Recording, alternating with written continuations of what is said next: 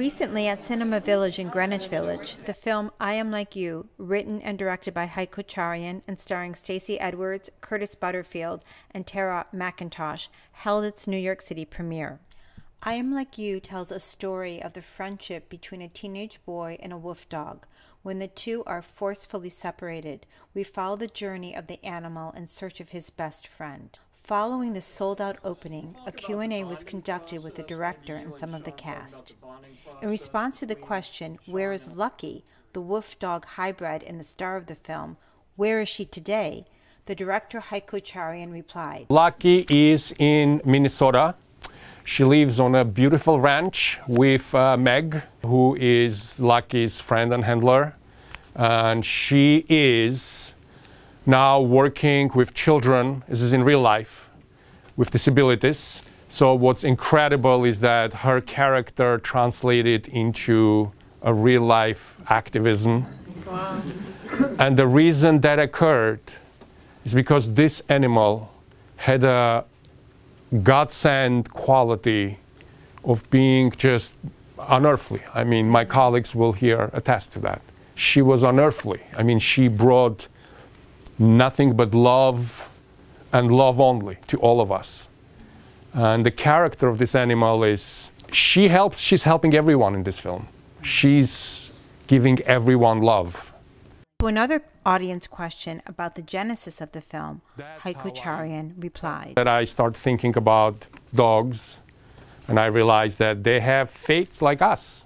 Some are healthy, some are sick, some have homes, some are homeless, some are wealthy, some are poor, some have love, others don't. And I realized that, and the metaphor extends to all animals. You know, the scene with the bear and all the animals, that's why there are so many animals. It's because we've come to the point in our lives and our understanding through science, through philosophy, through activism, that we're beginning to understand we're all one of the same. Tara McIntosh and Curtis Butterfield spoke about their experiences playing the characters of Joelle and Sean, a single mother and her troubled teenage son. Honestly, it was so easy when I met Curtis. I honestly didn't have to do anything but hang out with him, and I feel like we just bonded really quickly, and there wasn't a lot of acting going on. It was just being with him. It was the easiest job I've ever had. The director of the film, Hayao Kocharyan, thanked the Montana community for its extraordinary support in making this film. I personally think that we owe it to the community.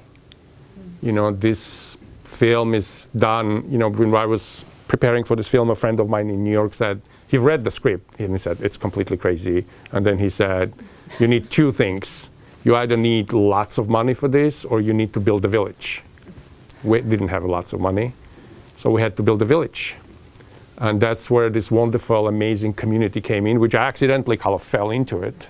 So we built a friendship over 2 years. Through work, through phone calls. I traveled to Montana many times.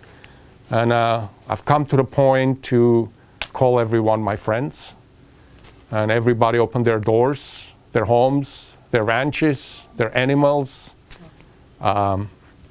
Amazing state, amazing people. If you haven't been, I highly recommend to visit. The discussion continued about the seemingly conflicting sides of the lead character, Susan, who tries desperately to save the animal, but assists in suicide of a person. It's perhaps one of the most conflicted characters in a film, because on one side, she is devoted to animals, is devoted to curing animals.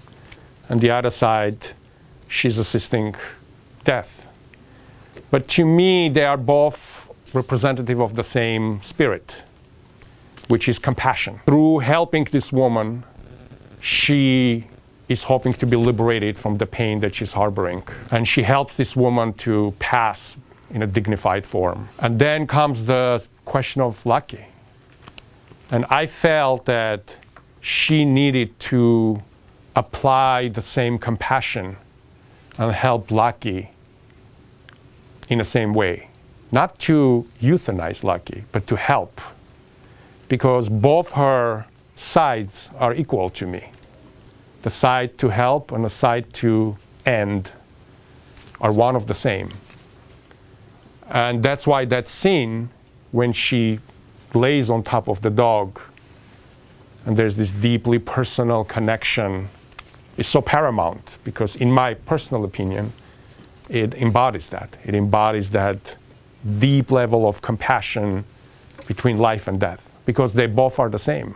The Q&A concluded with the director and the cast members describing their experiences working with the many animals on the set, which was monitored by American Humane. To me, I think the most remarkable scene was the scene with the bear.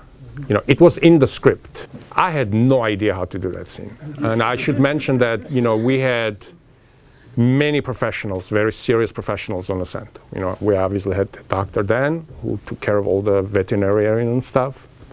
We obviously had 2 highly competent trainers that took care of all the animals. And we also had Humane Society monitoring every single scene, which was incredibly important to me. I should also mention, you know, it looks kind of dark, but the animals in this film were having a blast. Like the dogfighting scene, they're like cousins. They live together. So when I asked the owner he brought and I described the scene, he's like, listen, this is what they do all day long, and I yell at them not to. And this for the first time in their lives, I'm going to actually tell them to, you know, and they were like beyond excited to, you know. And then we brought the bear, Adam, who has arthritis. And, you know, but make no mistake about, you know, safety was, these are all wild animals, even though they're raised in captivity. And then we did it like, it was so easy. Yeah. Like suddenly, like energy dropped, everybody relaxed. There was no trickery or like circus type of stuff at all. Troy just had this long stick, and he would be like, just, you know, this is so simple, so holistic. And that's it. The bear came, and, you know, we got the shots. Yep. He came, hugged the bear, like there was no, there was zero danger. And we probably won't do it again. Right, Curtis? Yeah. Isn't that how it happened? Yeah. And then the bear was doing yoga afterwards. Yeah, the bear is, you know, and that was true for all the animals, right, Tara? I mean, It was honestly remarkable because, like, to what you said, I've had experiences on set where you're like, this is going to be a long scene. But these animals were, it was as if they'd been acting their whole lives. I mean, Lucky especially, was just blown away by her just kind of, her knowing of what the scene was. She knew what to do, she knew where to go. Like the scene when she's in bed with him, I actually had not seen it until tonight, and she's like rolling over and laying on him. Yeah. I mean, that wasn't prompted, that was just who she was, and who she was. it was really, I mean, it was remarkable. And like and Troy and Megan were, I mean, there was a moment I remember where the wolf in the beginning is running across the snowy plain, and Troy lifted this wolf over his shoulders and is hiking through the snow to carry him back to the starting point to do the take again because he didn't want him to get tired. And I remember looking at Troy like, what are you, that's a wolf on your shoulders. Yeah, and that was like the level of commitment to caring for the animals and making sure that they were supported. And yeah, no, I mean, we worked Life, for animals, honestly. you know. Yeah, it was it's all like about Lucky's hungry, Lucky's thirsty, Lucky's in bad mood, we can't deal with it like today. She's a teenage girl, this animal. And she had like, I mean, you can see it, you know, she was all about her beauty and her sleep and her, you know. So that scene, we basically ran with her for like 20 minutes. And she just fell asleep. That's how we shot that entire scene, because she was just sleeping. You know, I know it looks kind of intense on a film, but from the animal perspective, and we were, I mean, all of us obviously were cognizant of the topic. We knew that we have to not only do it in terms of, you know, Humane Society, which I worked very, very closely. Like I would submit them, we shot in 4 legs throughout 9 months. I would submit them the script 3 months before for that section. They would read it. They would ask me questions. I would change the script according to their recommendations. So that part we did it by the book. But in addition to that, all of us were so focused to make sure that, you know, there is no forget about harm. There is no inconvenience to the animals. Is that fair to say? Yeah, absolutely. I played Joelle in I'm Like You, and tonight is actually my first time ever seeing the film, and I was very emotional. I knew I should not have put on eyeliner. I don't know what I was thinking. It was profound, and I was really honored to be a part of it and to watch Curtis and his incredible work. It was just, I think it's rare for a film to feel like a true ensemble piece, and this one does. It's obviously Curtis is the one leading all of us, and Lucky, but it really felt like a slice of life of this community, and that is really hard to do well. Ugh, Hike. It was amazing. I felt like we were family kind of from the beginning. There was a level of professionalism, and we all showed up ready to work, and also when we had a break, we had a lot of fun. So it was such an incredible group of people. I think you can see that in the movie, that it was made with love. Hi, I'm Curtis Butterfield. I played Sean in I'm Like You, and seeing the film, it is deep. It was very moving and beautiful, and I mean, in its entirety, it was a gorgeous piece, fit together nicely, and the emotion put into it just blows me away. And yeah, working with Hike was an absolute pleasure. He was always happy on set, always bringing that light and bringing that solemnness when it was necessary, and oh, it was a great time. And the role, surprisingly, was a little bit difficult to settle into, but once I settled into it, it was easy to find and draw from, and just an enjoyable experience overall. Prior to the New York City opening, I Am Like You was screened in Los Angeles as part of the Downtown Los Angeles Film Festival. Here, during the Q&A, Hike Kocharyan gave advice to young filmmakers. The first and most important thing I would say is you have to love it. You know, the money and the fame and all that stuff, and I'm fully aware that I'm in Los Angeles. And it's great. You know, if that comes, it's really fabulous, and you should strive to it. And, you know, I'm not downplaying that at all. But at the end, you know, even these very successful artists and successful filmmakers, they are artists. You know, at the end, what drives them is the ambition to create something from nothing. So it's extremely difficult profession. It is very challenging path in life. You know, before this film showed up here, like 3 days ago, we were on the phone at like 4 a.m. saying, which version do you have? You know, give us the name of the file and so forth. I mean, it's a very difficult profession. And you have to genuinely love it, because this, what we saw, is a facade. It's the facade of the store. Behind it is thankless, difficult, hard work. And you just, if you want to do it, you have to truly love it. You have to truly love it. So, you know, I talked to you before the film. I was like, you're a really cool guy, but you had to kill Lucky? Like, you had to kill him? I trusted you. So what, I mean, obviously the book was involved, but tell me about wrestling over that idea. You know, to me, and I'm sure audience interpreted perhaps differently, yeah. Audience's reaction is always unpredictable, but to me as a filmmaker, it is a fate of this animal. It's an animal that loses the mother. It's an animal that finds a friend. It's an animal that loses the friend. It's an animal that finds a lover. And it's an animal that loses the lover. And it's an animal that finds redemption in the character of Susan, the vet. And at the end, it's an animal that feels betrayed.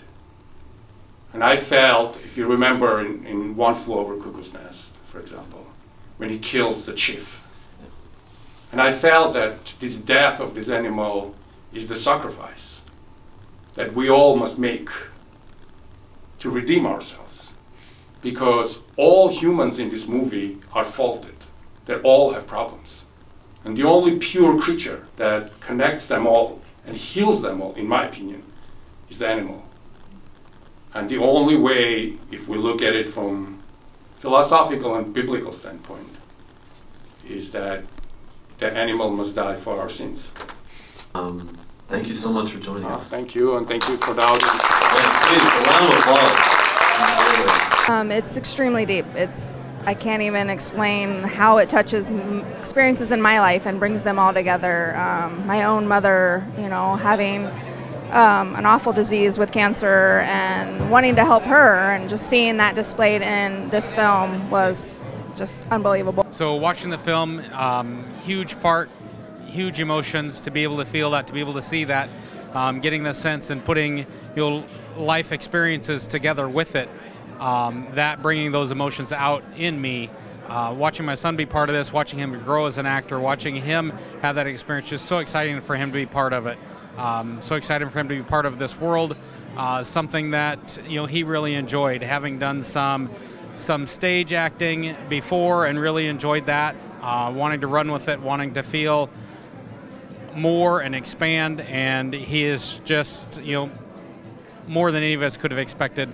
To be able to watch him on set and see when the transformation to him, when Hike would holler at Curtis and say, get into character, and to watch Curtis go from being this happy child, excited, joking, playing, laughing, to this much more solemn, much more reserved. It was just unbelievable to watch the transformation as he would do it, in the middle of a scene, in the middle of the set, on command, essentially, when Hike would say, get into character, and it would just transform him almost immediately. But yeah, so excited to watch him be part of it. So excited for him, for Hike, for this project. Just unbelievable part of life. Excited to be part of it. I took from this film a deep contemplation of what it is to help. When help is needed, when help is not needed, when it is wanted, and then when it is not wanted, and what it is to truly help somebody when they need it. So the impact that the film had on me is the deep themes that were addressed in the film in the most beautiful, profound way that will have me thinking for days and months to come about the way it was handled and just the symbolism. I Am Like You is a story of an animal, a fate of an animal that is similar to fate of humans, in a way that the animal experiences life in an emotional way that humans do, such as love, loss, nostalgia, sense of belonging. And recently, science has come to understand that we are very similar. We have a different way of expression, different way of life, but at the end, we are the same. And that's why the film is called I Am Like You. In this film, I attempted to create a deep emotional tapestry of all the characters intertwined between animals and humans in par with one another on the same emotional level. And I think we've accomplished that. I think it's very important to understand that we have to treat the animals with utmost respect and love, because what they give us is nothing but love, nothing but support. They help us, they advise us, and all we have to do is listen. And this film gives you that message, that Lucky shows us the way out of suffering, shows us the way out of loneliness, shows us the way out of illness. And all we have to do is take a moment and listen to the message this animal is giving. The message of the film is the message of this animal. I Am Like You is available on streaming and on demand.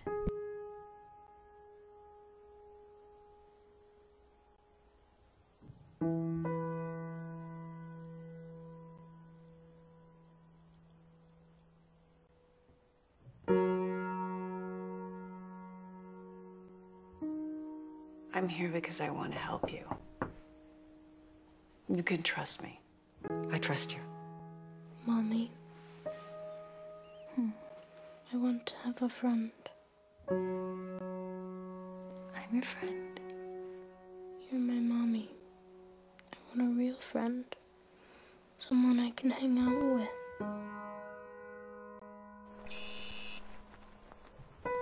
There will come a time when I'm not able to do the most basic things. I don't want to put myself, my family through that. I am going to miss you.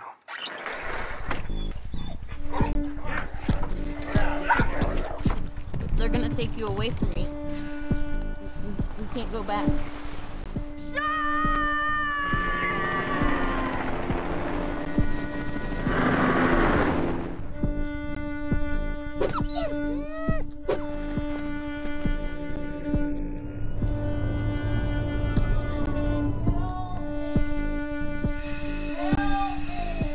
If you follow my instruction, you will die.